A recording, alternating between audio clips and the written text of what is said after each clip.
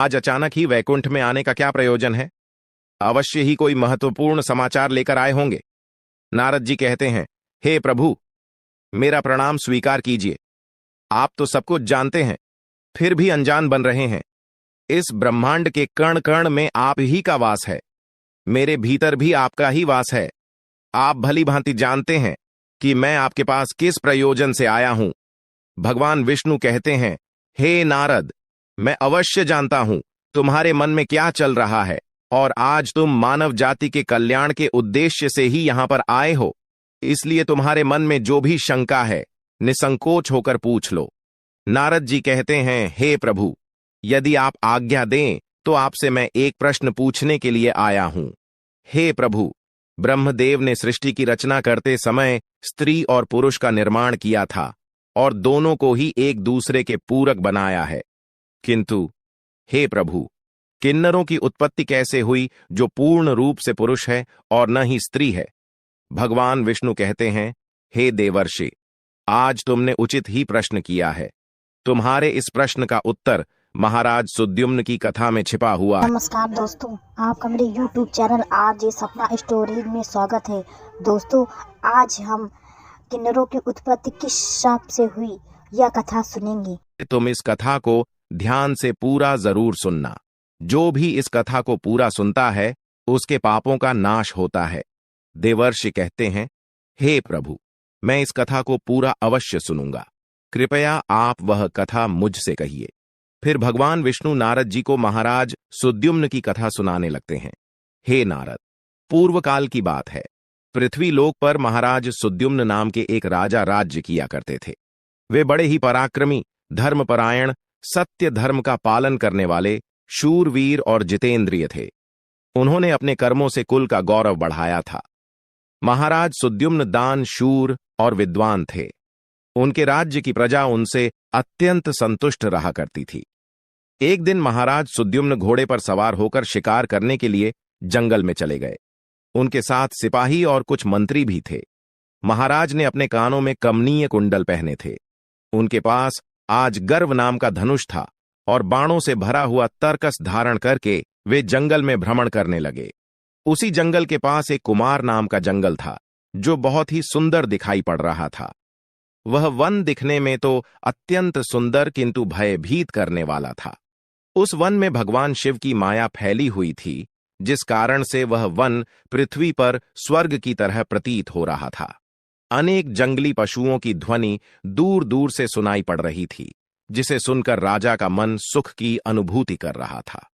कोयल पक्षियों की मधुर ध्वनि कानों में पड़ने से महाराज सुद्युम्न अत्यंत प्रसन्न हो रहे थे। जैसे ही महाराज सुद्युम्न ने कुमार नाम के उस जंगल में प्रवेश किया, उसी क्षण उनका शरीर स्त्री रूप में बदल गया। महाराज का घोड़ा भी घोड़ी के रूप में बदल गया। उनके साथ आए हुए सभी सिपाही और मंत्री भी स्त्री बन गए। अचानक हुए इस विचित्र बदलाव को देखकर महाराज और सभी सिपाही आश्चर्यचकित हो गए और चिंता में पड़ गए। वे मन ही मन सोचने लगे, यह क्या हो गया? महाराज, सुद्युम्न अपने स्त्री रूपी शरीर को देखकर बहुत दुखी होकर लज्जित हो गए और अपने सिपाहियों से कहने लगे, यह हमारे साथ क्या अनिष्ट हो गया है? हम सभी अचानक से पुरुष से स्त्री कैसे बन गए?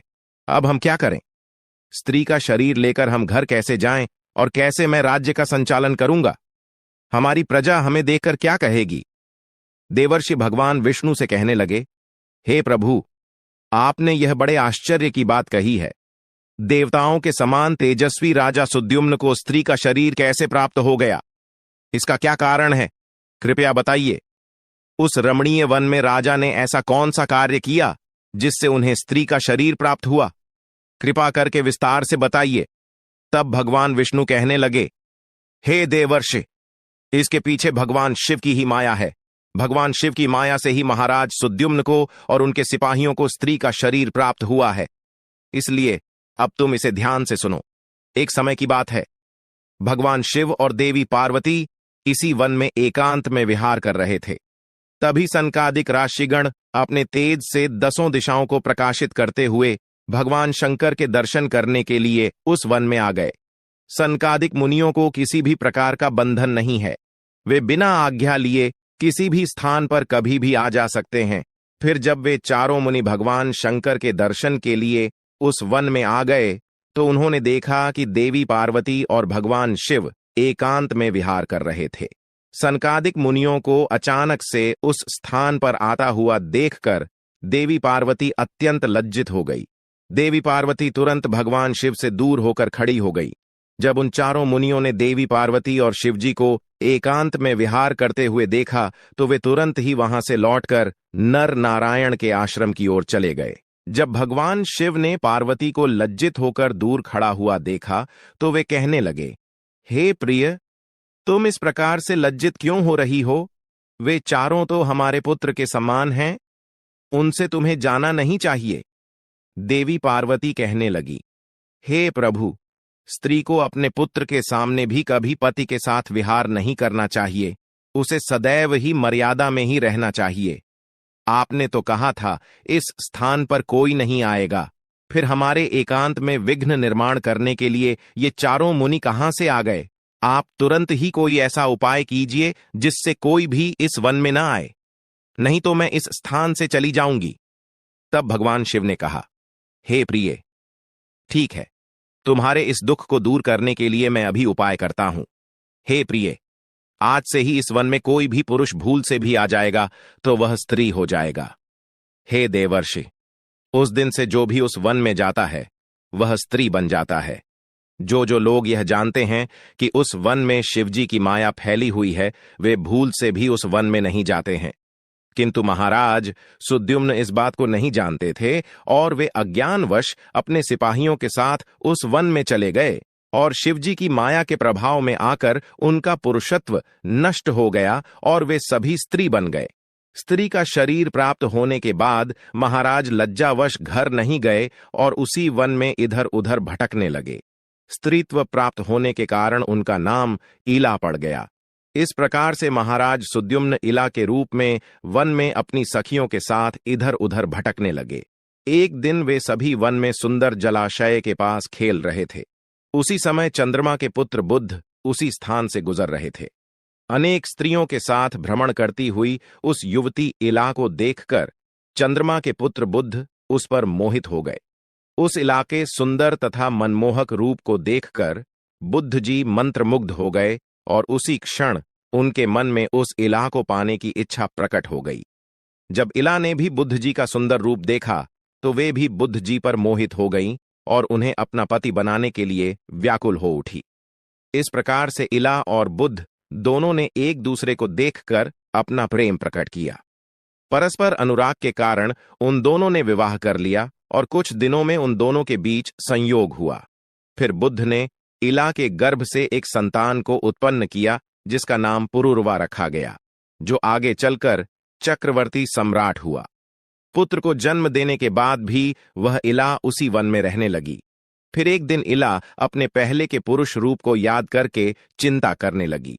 तभी उसने मुनिश्रेष्ठ वशिष्ठ जी का स्मरण किया। इला के द्वारा स्मरण करते ही मुनिवर वशिष्ठ जी उस स्थान पर प्रकट हुए। मुनि वशिष्ठ जी इला से कहने लगे, हे देवी, आप किस कारण से दुखी हैं? यदि कोई गोपनीय बात न हो तो तुम मुझे तुम्हारे दुख का कारण बताओ। तब वह इला वशिष्ठ जी से कहने लगी, हे मुनिवर, इस वन में आने से पहले मैं एक पुरुष थी, मेरा नाम सुद्युम्न था, किंतु इस वन में आते ही मेरा शरीर स्त्री का बन गया है। ऐसा किस कारण से हुआ, कृपया मुझे बताइए। तब मुनि वशिष्ठ जी कहने लगे, हे देवी, शायद तुम नहीं जानती होगी, इस वन में भगवान शिव की माया फैली हुई है। उन्होंने इस वन को ऐसा श्राप दिया है कि जो भी पुरुष इस वन में आएगा वह स्त्री बन जाएगा। उन्हें भगवान शंकर की माया के कारण तुम्हें स्त्री का शरीर प्राप्त हुआ है। फिर वह इला कहने लगी, हे मुनिवर, कृपा करके मुझे मेरा पूर्ववत शरीर प्रदान कीजिए। मेरी प्रजा मेरे बगैर दुखी है, मैं ऐसी हालत में अपने राज्य में नहीं लौट सकती। मुनि वशिष्ठ जी से महाराज सुद्युम्न की ऐसी अवस्था देखी नहीं गई। महाराज बड़े शूरवीर और पराक्रमी थे, किंतु शिवजी की माया के कारण उन्हें स्त्री का रूप प्राप्त हुआ था। वशिष्ठ जी कहने लगे, हे वत्स, तुम चिंता मत करो, मैं भगवान शिव से प्रार्थना करके तुम्हारी सहायता करूंगा। तब वशिष्ठ जी ने उसी स्थान पर समस्त लोगों का कल्याण करने वाले भगवान शंकर की आराधना करना आरंभ किया। भगवान शंकर वशिष्ठ जी की आराधना से अत्यंत प्रसन्न हुए और साक्षात उन्हें दर्शन देकर कहने लगे, हे मुनिवर, मैं आपकी भक्ति से अत्यंत प्रसन्न हूं। आपको जो भी मनोवांछित वर चाहिए उसे मांग लो। तब वशिष्ठ जी भगवान शंकर से कहने लगे, हे प्रभु, आपके दर्शन से मेरा व्रत सफल हुआ। हे भोलेनाथ, मेरी बस यही कामना है कि आप मेरे शिष्य महाराज सुद्युम्न को पुनः पुरुष बना दीजिए। फिर शिवजी ने कहा, हे मुनिवर, मेरी ही माया के कारण सुद्युम्न को स्त्री का शरीर प्राप्त हुआ है, इसलिए मैं ही इसे पुरुष का शरीर प्रदान करता हूं। किंतु राजा सुद्युम्न 1 मास के लिए पुरुष बने रहेंगे और 1 मास के लिए वे स्त्री बने रहेंगे। इतना कहकर भगवान शिव उस स्थान से अंतर्ध्यान हो गए। इस प्रकार से वशिष्ठ जी की कृपा से और भगवान शिव के आशीर्वाद से महाराज सुद्युम्न को 1 मास के लिए पुरुष का शरीर प्राप्त हुआ और वे अपने राज्य में लौट गए और सुखपूर्वक राज्य करने लगे। जब महाराज पुरुष के रूप में होते तो वे अपने नगर में जाकर राज्य किया करते थे, और जब वे 1 मास के लिए स्त्री के रूप में होते तो वे वन में आकर ही रहने लगते थे। महाराज के ऐसे विचित्र व्यवहार से उनकी प्रजा त्रस्त हो गई और वे पहले की तरह महाराज सुद्युम्न का सम्मान भी नहीं करने लगी। इधर महाराज के स्त्री रूप में रहते हुए बुद्ध से उन्हें जो पुत्र प्राप्त हुआ था, जिसका नाम पुरूरवा था, वह जवान हो गया। तब महाराज सुद्युम्न ने उसे अपना राज्य सौंप दिया और वे सदा के लिए वन में रहने के लिए चले गए। वन में जाकर महाराज सुद्युम्न अपने स्त्री शरीर इला के रूप में तपस्या करने लगे। फिर उन्होंने देवर्षि नारद जी से नवकार मंत्र की दीक्षा ली और देवी पार्वती की उपासना करने लगे। अनेक वर्षों तक उस वन में रहकर उन्होंने उस मंत्र का जाप किया और देवी को प्रसन्न कर लिया। तदनंतर भक्तों का उद्धार करने वाली जगत जननी भगवती पार्वती ने उन्हें साक्षात दर्शन दिया। उस समय देवी सिंह पर आरूढ़ होकर उनके सामने खड़ी हो गई। देवी को अपने सामने खड़ा हुआ देखकर इला ने उन्हें नमस्कार किया और उनकी स्तुति करने लगी। हे जगत जननी, मैं आपके चरण कमल की वंदना कर रही हूं। कृपा करके मुझे इस शरीर से मुक्ति प्रदान कीजिए। तब देवी ने उस पर प्रसन्न होकर कहा, हे इला, आज तुम्हें स्त्री शरीर से मुक्ति मिल जाएगी और तुम परम पद को प्राप्त कर लोगी। देवी के इतना कहते ही इला ने अपने शरीर का त्याग किया और परम पद को प्राप्त कर लिया। महाराज सुद्युम्न के परम धाम को जाने पर महाराज पुरूरवा राज्य करने लगे। हे देवर्षि, अब सुनो किन्नरों की उत्पत्ति का रहस्य। महाराज सुद्युम्न अपने सिपाहियों के साथ उस वन में आए थे। उनके जो सिपाही थे वे सभी किन्नर बनकर सुमेरु पर्वत के पास जाकर निवास करने लगे। उन्हीं से किन्नर प्रजाति की उत्पत्ति हुई। तो दोस्तों, इस प्रकार से भगवान विष्णु ने नारद जी को किन्नरों की उत्पत्ति का रहस्य बताया है। दोस्तों, कैसी लगी है आपको मेरी कथा? अगर यह कथा आपको अच्छी लगी हो तो हमारे चैनल को सब्सक्राइब जरूर कर दीजिएगा दोस्तों। और दोस्तों, आपको पता चला होगा कि किस श्राप के कारण किन्नरों की उत्पत्ति हुई। चलिए दोस्तों, नमस्कार। अगली वीडियो में हम फिर से एक बार मिलेंगे।